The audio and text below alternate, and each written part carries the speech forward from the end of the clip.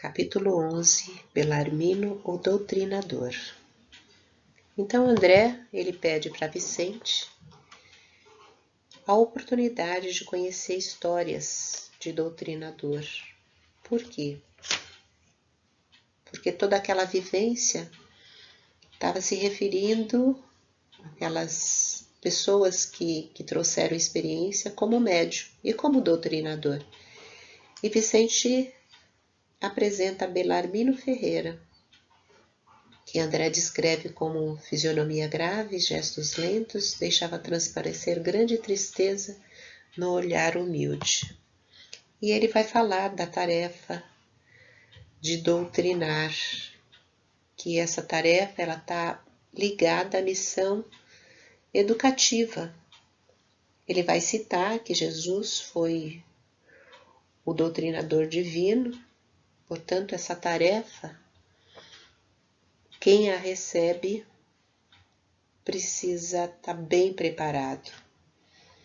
Ele vai falar que saiu do nosso lar bastante preparado, com essa tarefa definida. Minha tarefa constaria de trabalho assíduo no Evangelho do Senhor, de modo a doutrinar, primeiramente com o exemplo e em seguida com a palavra. Ele vai dizer que duas colônias importantes que nos convizinham enviaram muitos servos para a mediunidade e pediram ao nosso governador cooperasse com a remessa de missionários competentes para o ensino e orientação. Então, olha a responsabilidade dele. Ele receberia esses médiuns para conduzir, para doutrinar, para estabelecer um serviço de auxílio.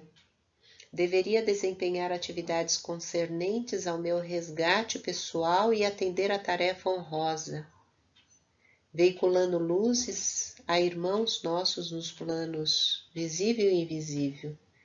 Impunha-se-me, sobretudo, o dever de amparar as organizações mediúnicas, estimulando companheiros de luta, postos na terra a serviço da ideia imortalista. Então, até o fracasso ou sucesso dos médiuns dependia dessa tarefa que ele ocupou de doutrinador.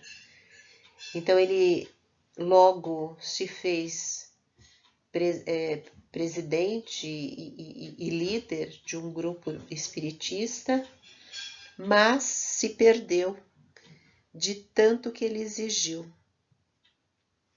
Ele conhecia muito bem a prática, conhecia muito bem a teoria, mas ele se perde no excesso de exigência. Ele fala, enchi-me de exigências, levado pelo excessivo apego à posição de comando do barco doutrinário. Procurei colocar, acima de tudo, o preceito científico das provas insofismáveis. Então, ele se fascinou pelo lado científico, extremamente exigente, envaidecido com os meus conhecimentos do assunto, comecei por trair amigos de mentalidade inferior ao nosso círculo, tão somente em virtude da falsa posição que usufruíam na cultura filosófica e da pesquisa científica. Então, ele vai ressaltar aqueles que,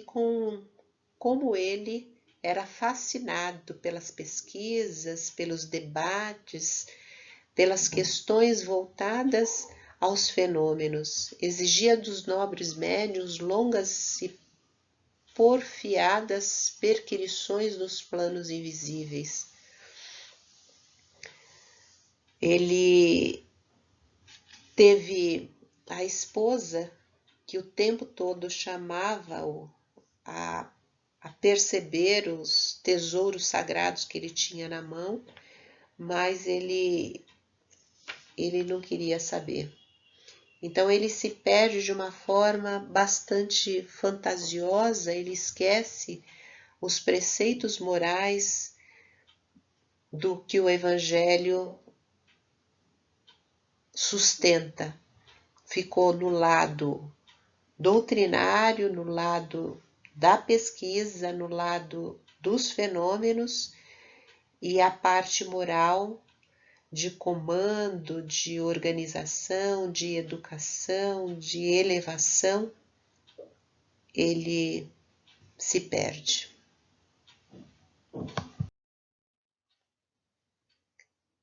Pergunta, capítulo 11, Belarmino ou doutrinador?